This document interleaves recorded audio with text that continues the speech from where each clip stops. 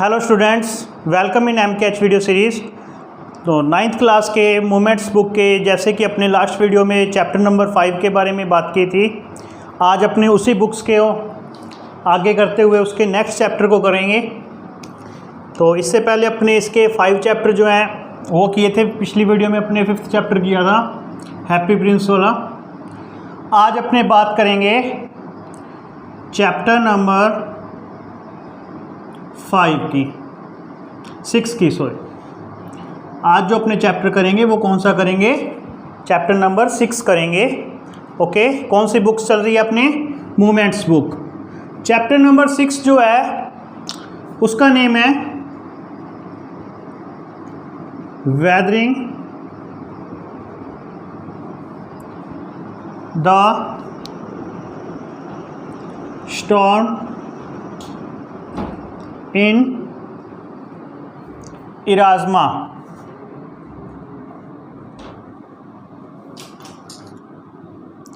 Weathering the storm in Ersama, chapter number 6 movements book का। Okay, Ersama ये एक प्लेस का नेम है और स्टॉर्म का मतलब क्या होता है? तूफान। क्या मतलब होता है? तूफान। जो तूफान के बारे में अपने वेदरिंग द स्टॉर्म, तूफान के मौसम के बारे में पढ़ेंगे अपने कहाँ? इराज़मा के अंदर। और ये इराज़मा ये कहाँ पड़ जाता है? ओडिशा में पड़ जाता है बेटा। कहाँ पड़ जाता है? ओडिशा के अंदर। ठीक है, इस चैप्टर को किसने लिखा है? इस चैप्टर को लिखा है हर्ष मंडेर ने। ओके, हर्ष मंडेर ने इस चैप्टर को लिखा है। Chapter number 6 weathering the storm in Ersama is written by Harsh Mander. इस चैप्टर के अंदर क्या है जो बात की गई है? इस चैप्टर के अंदर ये बताया गया है कि कैसे अगर कोई व्यक्ति किसी काम को लेकर पूरा डिवोटेड होता है, उसको लेकर समर्पित हो जाता है और पूरी अपने एकाग्रचित से करने का प्रयास करता है, तो ऐसा कोई लक्ष्य नहीं है जिसे भेदा ना जा सके, जिसे हासिल ना किया जा सके, और ऐसी कोई एज का पड़ाव नहीं है जिसमें किसी लक्ष्य को अपने ये कह दे कि इसके लिए इम्पॉसिबल है। ठीक है, तो मैं बताऊं इस चैप्टर से आपको क्या सीखने को मिलेगा, इस चैप्टर के अंदर क्या चीज़ बताई गई है। तो इस चैप्टर के अंदर बताया गया है, इन दिस चैप्टर, इस चैप्टर के अंदर ये बताया गया है यूथ, कहने का मतलब यूथ जनरेशन, जो युवा शक्ति है,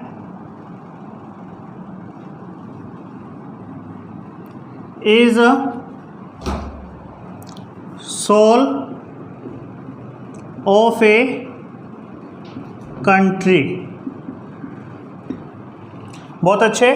क्या इस चैप्टर के अंदर बताया गया है? इस चैप्टर के अंदर यह बताया गया है कि जो यूथ है, युवा शक्ति है, जो युवा पीढ़ी है, जनरेशन का मतलब पीढ़ी होता है और यूथ का मतलब युवा, is soul of a country. Soul का मतलब क्या हो गया? आत्मा। क्या हो गया? आत्मा। और कंट्री का मतलब क्या हो गया? देश। युवा शक्ति है जो, वो देश का क्या है? देश की आत्मा है। कहने का मतलब जो एक देश है वो किसके ऊपर टिका हुआ है? यूथ जनरेशन के ऊपर। जिस कंट्री की यूथ जनरेशन है वो अपने कार्य को लेकर डिवोटेड है, या कह सकते हैं जिस देश की यूथ जनरेशन क्या है? एजुकेटेड है, शिक्षित है, और क्या है? मेहनती है, हार्डवर्किंग है, वो देश एक कह सकते हैं टुडेज जनरेशन के अंदर, आज की जनरेशन के अंदर बहुत ही डेवलप्ड कंट्री के अंदर या विकसित देश के अंदर अपनी उसकी गणना कर सकते हैं। ठीक है, तो इस चैप्टर के अंदर अब अपने पढ़ते हैं क्या कुछ बताया गया है। इस चैप्टर के अंदर क्या निकल के आता है? इस चैप्टर के अंदर ये बताया गया है जो इसकी कहानी है। कहानी से पहले इस चैप्टर की जो इवेंट है उससे पहले अपने ये पता किया कि इन दिस चैप्टर, इस चैप्टर के अंदर ये बताया गया है कि youth generation is soul of a country, कि जो यूथ जनरेशन होती है वो एक कंट्री की क्या होती है? आत्मा होती है। चलो आगे करते हैं बात।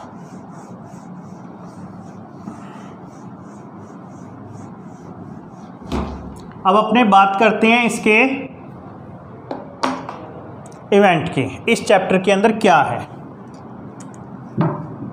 इन दिस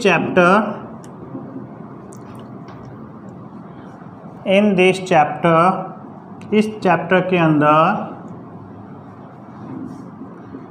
एक करैक्टर, एक पात्र है। करैक्टर का मतलब पात्र जिसका वर्णन है, जिसका रोल है इस चैप्टर के अंदर। एक करैक्टर नेम, जिसका नाम क्या है? प्रशांत। क्या नेम है? प्रशांत। इस चैप्टर के अंदर एक करैक्टर का वर्णन आया है जिसका नेम क्या है? प्रशांत है। अबाउट, जो लगभग 19 ईयर्स ओल्ड है।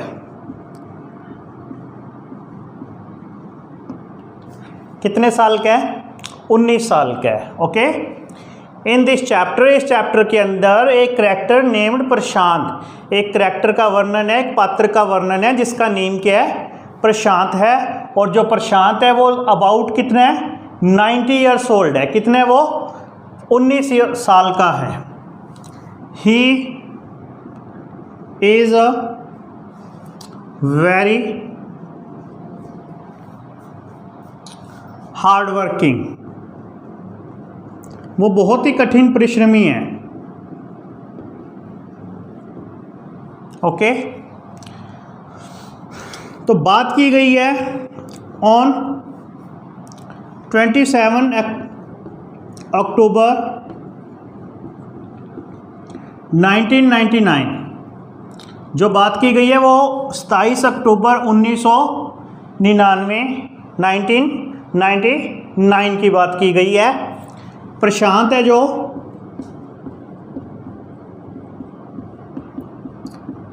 वेंट टू,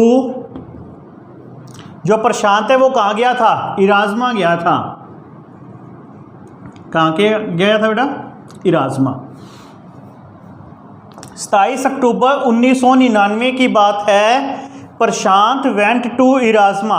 प्रशांत कहाँ गया था? इराज़मा में गया था। इराज़मा एक प्लेस का नाम है और ये मेरे ख्याल से ये अपने उड़ीसा में पड़ जाता है बेटा। कहाँ पड़ जाता है? ये उड़ीसा में पड़ जाता है। ठीक है। इराज़मा में गया था टू मीट, मिलने गया था। ये किसको? हिज फ्रेंड,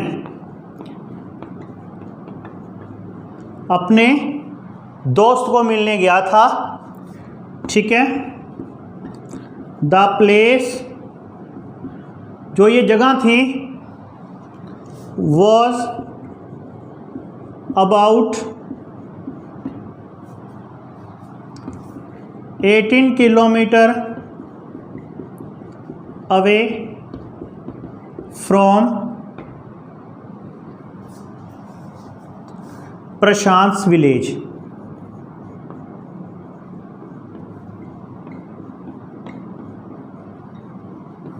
देखो बेटा, ऑन 27 अक्टूबर 1999, 27 अक्टूबर 1999 की बात है। प्रशांत वेंट टू इराज़मा। प्रशांत कहाँ गया? इराज़मा में गया, जो उड़ीसा के अंदर है। टू मीट हिज फ्रेंड, अपने दोस्त को मिलने। The place was about 18 kilometre away from his village, Prashant village. जिस जगह पर प्रशांत मिलने गया था अपने दोस्त को, वो जगह प्रशांत के विलेज से लगभग 18 किलोमीटर दूरी पर थी। कितने किलोमीटर की दूरी पर थी वो जगह? 18 किलोमीटर की दूरी पर थी। प्रशांत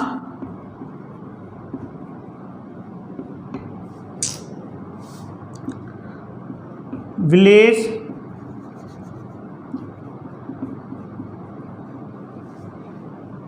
वॉज कालीकुड़ी।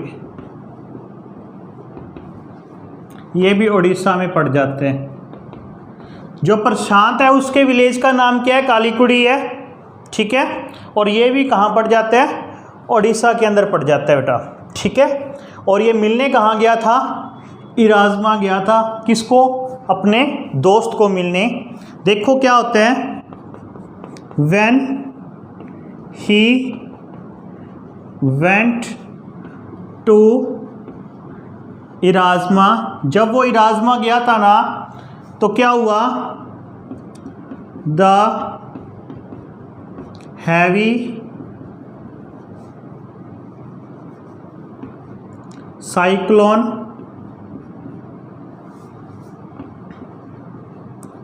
कैम। कहने का मतलब तूफान आ गया। हैवी साइक्लोन या स्टॉर्म का मतलब हो गया तूफान या भीषण चक्रवात। हैवी साइक्लोन का मतलब भीषण चक्रवात या फिर कह सकते हो तूफान, इसकी जगह स्टॉर्म भी कह सकते हो आप। तूफान आ गया। जब ये कहाँ गया हुआ था, अपने दोस्त के गांव इराज़मा गया हुआ था, तो वहाँ पर क्या हो गया, तूफान आ गया, स्टॉर्म आ गया, हैवी साइक्लोन आ गया, भीषण चक्रवात आ गया।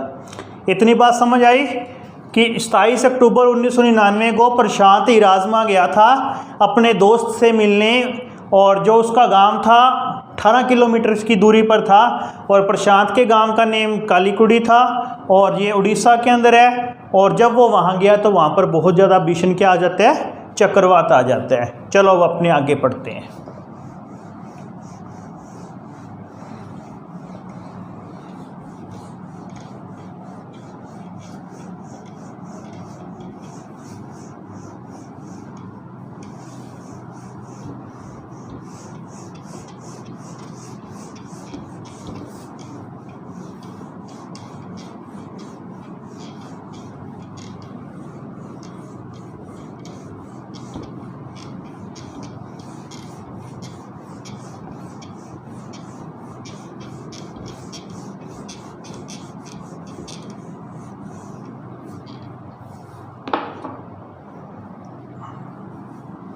यहाँ लिख देता हूँ मैं इराज़मा।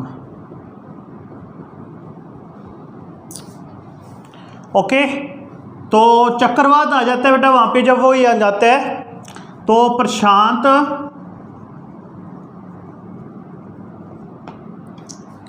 And his friend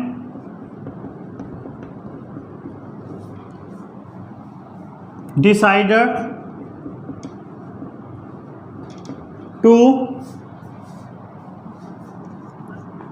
stay on roof at the time of storm। क्या हुआ, जब वो भीषण चक्रवात आता है ना, तूफान आता है, तो ये कह रहा है प्रशांत एंड हीज फ्रेंड, प्रशांत और उसके दोस्त ने डिसाइडेड, ये निर्णय किया कि अपने ऐसे करते हैं, to stay on roof at the time of storm, कि इस तूफान के समय, जब तक तूफान है, अपने अपने आप को सेव करने के लिए उन्होंने कहाँ पर रुकने का निश्चय किया कि हम अपनी छत पे चले जाते हैं। तो दोनों जाकर छत पे जो है वहाँ पर ये लेट जाते हैं या बैठ जाते हैं, कह सकते हो छत पे चले गए ये अपने आप को तूफान से बचाने के लिए। ठीक है, the wind was blowing about 350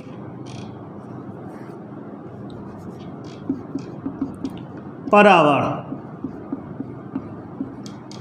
जो हवा थी ना वो 350 किलोमीटर प्रति घंटा की रफ्तार से चल रही थी। कहने का मतलब अगर आप ये आंकड़ा नाम ही लिखो तो आप इसकी जगह ये यूज कर सकते हो, द विंड वॉज ब्लोइंग, जो हवा थी ना वेरी फास्टली, बहुत तेजी से बह रही थी हवा, जो है वो बहुत ज़्यादा तेजी से, ब्लोइंग का मतलब बहना होता है, फास्टली का मतलब तेजी से चल रही थी हवा। ठीक है, और आफ्टर 36 आवर्स, 36 घंटों के बाद, द स्टॉर्म फाइनली सीज्ड, ये जो तूफान है आखिरकार क्या हो गया, बंद हो गया। लगभग 36 घंटों बाद प्रशांत was very disappointed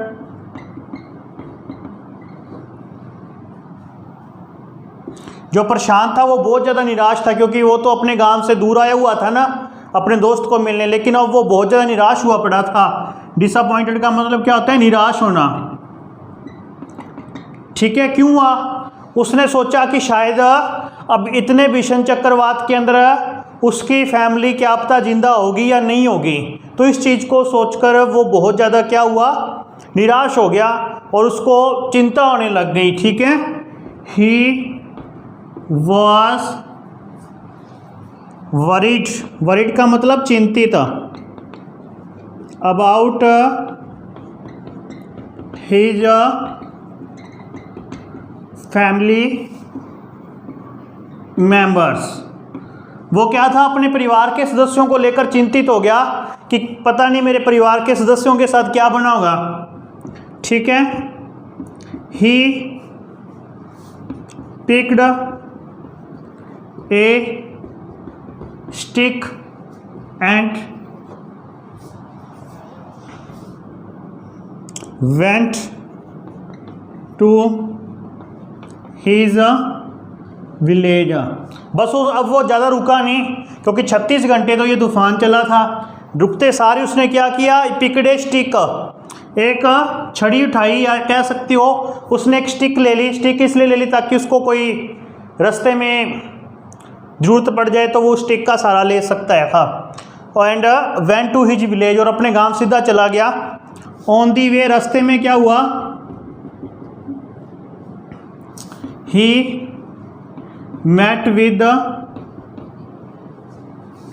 his village members. रास्ते में उसको उसके गांव के कुछ सदस्य मिलते हैं, लेकिन उसको चिंता तो सिर्फ अपने परिवार की थी कि पता नहीं मेरा परिवार जिंदा होगा या नहीं होगा। ठीक है, when he reached the village, अब जब वो गांव पहुंचा, कौन? Prashant, his house was totally demolished। उसका घर तो बिल्कुल ढह चुका था, तहस नहस हो चुका था। और प्रशांत ने सोच लिया कि शायद मेरे फैमिली मेंबर सब कोई भी नहीं बचा, लेकिन फिर भी क्या हुआ? उसने यहाँ पर अपनी हिम्मत नहीं हारी। प्रशांत ने यहाँ अपनी हिम्मत नहीं हारी, हालांकि जो उसका घर था वो बिल्कुल क्या हो गया था? ढह गया था इस तूफान के अंदर। अब आप सोच रहे होंगे कि सर तूफान तो वहाँ आया था ना इराजमा में, तो इराजमा कौन सा वहाँ से कोई हज़ारों किलोमीटर की दूरी पर था? इराजमा हुआ just 18 kilometres away from his village. उसके गांव से वो सिर्फ 18 किलोमीटर की दूरी पर था। तो स्पष्ट है कि अगर इराजमा के अंदर तूफान आया होगा तो काली कुड़ी के अंदर भी तूफान जरूर आया होगा। ठीक है, तो उसका जो घर था वो क्या हो गया था? बिल्कुल ढह चुका था। किसका? प्रशांत का। Prashant went to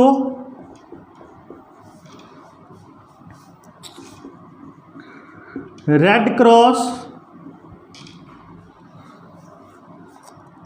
hall.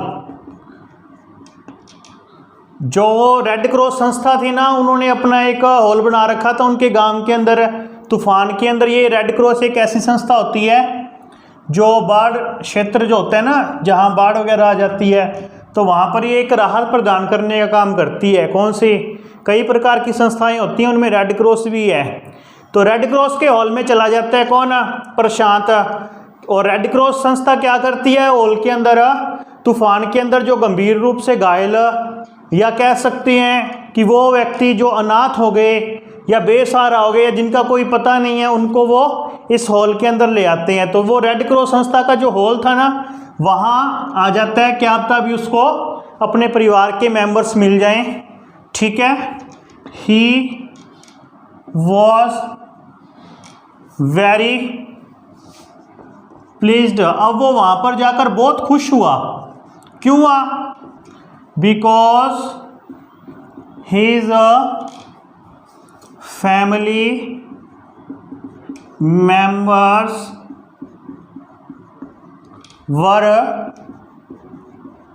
alive। उसके जो परिवार के सदस्य थे वो क्या थे, जिंदा थे, ठीक है। लेकिन बस अब प्रशांत ने देख लिया कि उसके फैमिली मेंबर्स हैं वो क्या है, जिंदा है। वो वहाँ नहीं रुका, अब उसने ठान लिया कि मेरे परिवार वाले तो जिंदा हैं लेकिन मैं अब मेरे गांव के लिए कुछ करूं।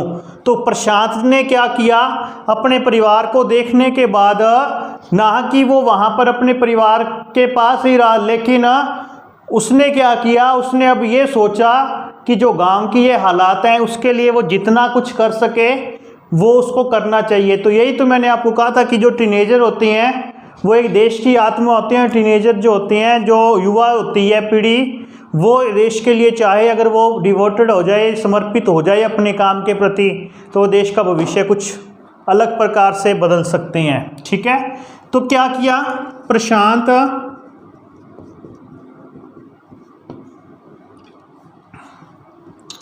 wanted to help the Prashant wanted to help his village people। वो अपने गांव के लोगों की क्या करना चाहता था, मदद करना चाहता था, ठीक है। he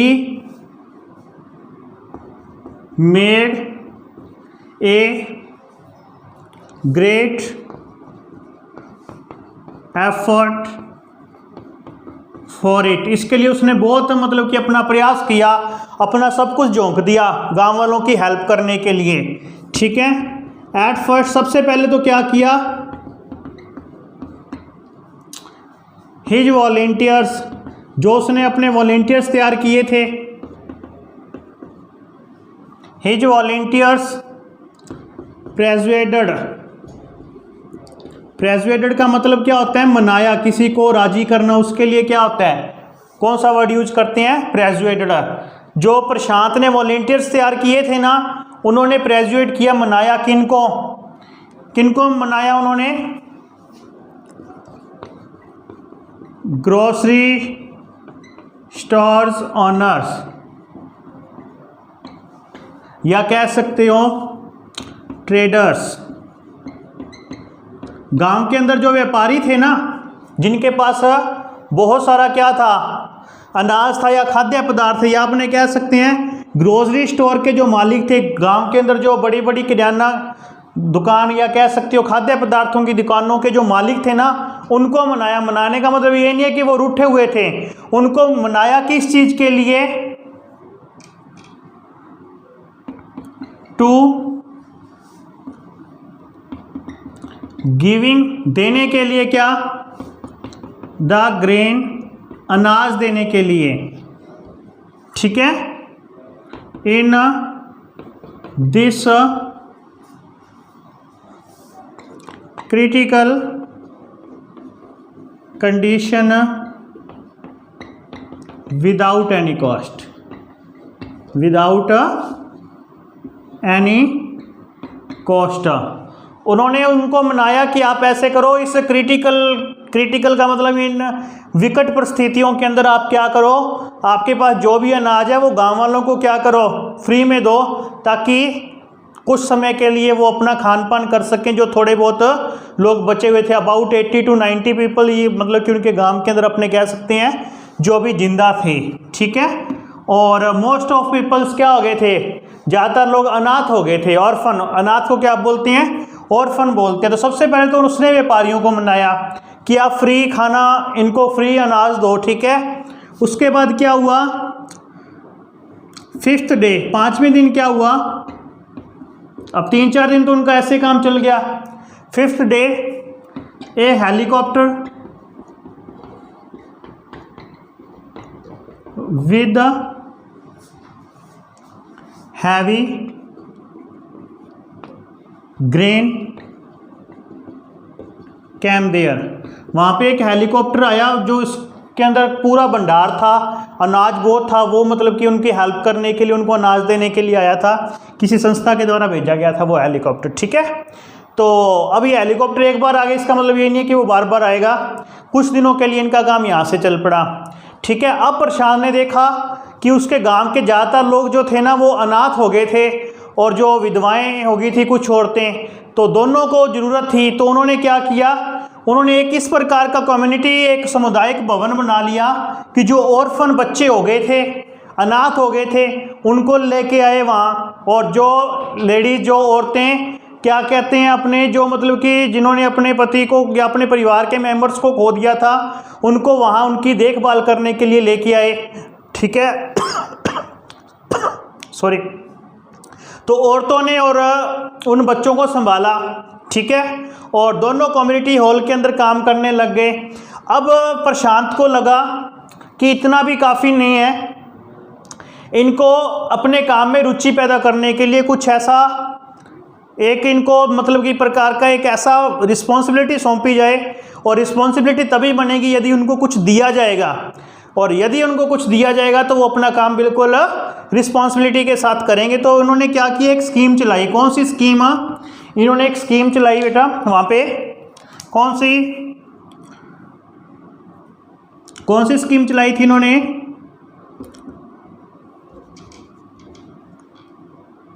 वर्क फॉर फूड या ग्रेन कह सकते हो, काम के बदले अनाज। कौन सी स्कीम चलाई थी? काम के बदले अनाज। तो इस प्रकार प्रशांत ने मतलब कि पूरा बेड़ा उठाया अपने गांव वालों की हेल्प करने का। पहले तो वो अपने दोस्त के गांव से खुद के गांव में आया।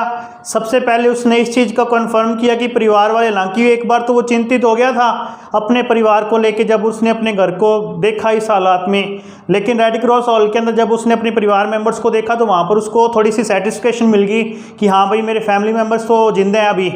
तो उसके बाद फिर उसने ज़्यादा ना उनकी परवाह करते हुए, उनके पास ना बैठते हुए, गांव को एक पूरे परिवार के रूम में लेते हुए उसने गांव के एक वॉलंटियर तैयार किए, जिसमें अपने जैसे यूथ लोगों को उसमें शामिल किया। सबसे पहले तो उन्होंने व्यापारियों को मनाया और कुछ दिन बाद, अपने 5वें दिन बाद, वहाँ पर एक हेलीकॉप्टर ने उनको सामान उपलब्ध करवा दिया। उसके बाद उसने जो अनाथ बच्चे हो गए थे और महिलाएं हो गई थी उनको इकट्ठा किया, उनको उनकी रिस्पॉन्सिबिलिटी दी और उसके बाद उनके लिए एक स्कीम चला दी ताकि वो काम करें। और काम किसके लिए करेंगे? वो काम एक दूसरे के लिए करेंगे, लेकिन उनको काम के बदले क्या मिलेगा? ग्रेन, अनाज मिलेगा। और ये अनाज जो देगा वो कौन देगा? ट्रेडर्स देंगे। और ट्रेडर्स को किन्होंने कंपेल कह सकते हो या मनाना कह सकते हो, किसने मनाया था? तो ये व्यापारियों को किसने मनाया था? उसके वॉलंटियर्स ने और प्रशांत ने मनाया था। इस प्रकार से उसने क्या किया, गांव का मतलब कि एक सिस्टम चला दिया एक दूसरे की मदद करने का। और प्रशांत के इस सिस्टम का रिजल्ट क्या निकल के आया वो देखते हैं। प्रशांत ने जो वॉलंटियर्स की सहायता से उन गांव वालों की मदद की, उसका रिजल्ट क्या निकल के आया? मदद कैसे की ये अपने पढ़ लिया ना, और उसका रिजल्ट क्या निकल के आता है देखते हैं अपने।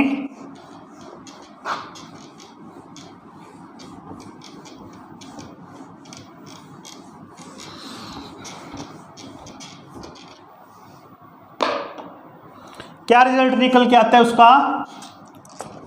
विद इन 6 मंथ्स, कितने महीनों में? 6 महीनों में प्रशांत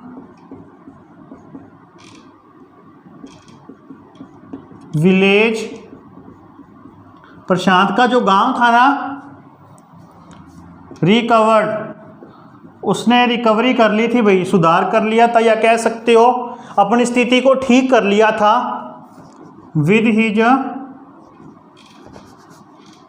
because of his great effort, because of his great effort.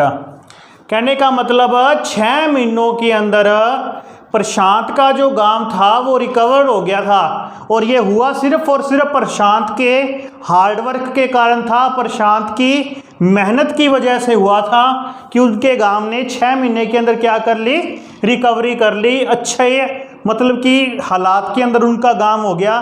तो इस कहानी से अपने को, इस इवेंट से, जो पूरे इस चैप्टर के अंदर ये जो मतलब कि घटनाक्रम हुआ है, उससे अपने को एक चीज़ तो पता चलती है भाई, क्या youth are real power of a country, a man should be responsible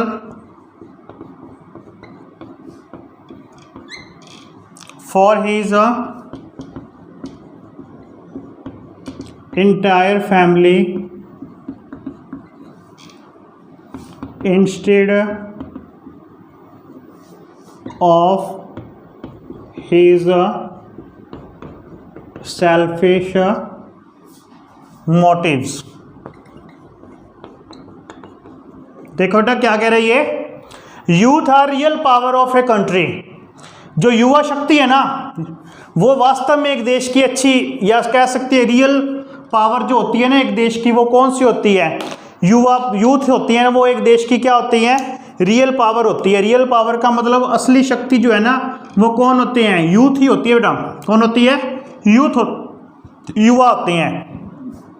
a man, ए व्यक्ति को, शुड भी होना चाहिए क्या, रिस्पॉन्सिबल। रिस्पॉन्सिबल का मतलब जिम्मेदार, एक व्यक्ति को जिम्मेदार होना चाहिए। For his entire family, entire family के अंदर मतलब वो नहीं कि वो उसके मम्मी पापा या दादा दादी, नहीं, इंटायर फैमिली का मतलब वहाँ आसपास का जितना भी सदस्य हैं वो क्या है, उसके परिवार है। और वो कौन सा परिवार है, इंटायर। इंटायर फैमिली का मतलब संपूर्ण परिवार, और संपूर्ण परिवार के अंदर आसपास के सभी सदस्य हैं। Instead of his selfish motives, selfish motives का मतलब हो गया खुद के स्वार्थ।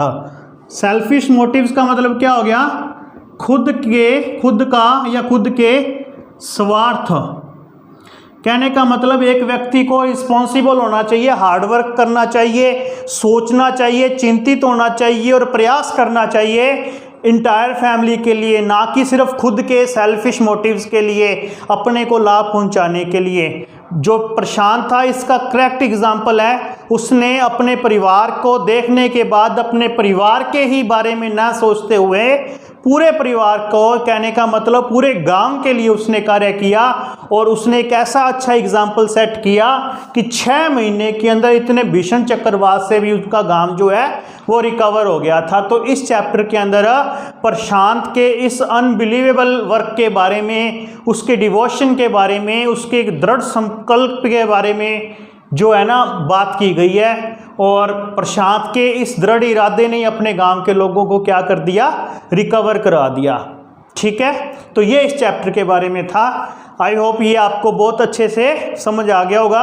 और इस चैप्टर के बारे में जो भी इसके क्वेश्चंस बनेंगे वो आपको उपलब्ध करवा दिए जाएंगे। मुझे नहीं लगता कि इस चैप्टर में कोई भी ऐसी कमी छोड़ी होगी अपने, जो इसको आपको समझ ना आई हो या कोई चीज़ अपनी रह गई हो। जितनी भी काम की चीज़ें थी वो मैंने सारी की सारे विद इन इंग्लिश और हिंदी ट्रांसलेशन के साथ आपको जितना संभव हो सका वो करवाने का प्रयास किया है। ठीक है, तो मिलते हैं अपने नेक्स्ट वीडियो में एक नए चैप्टर के साथ। Thank you.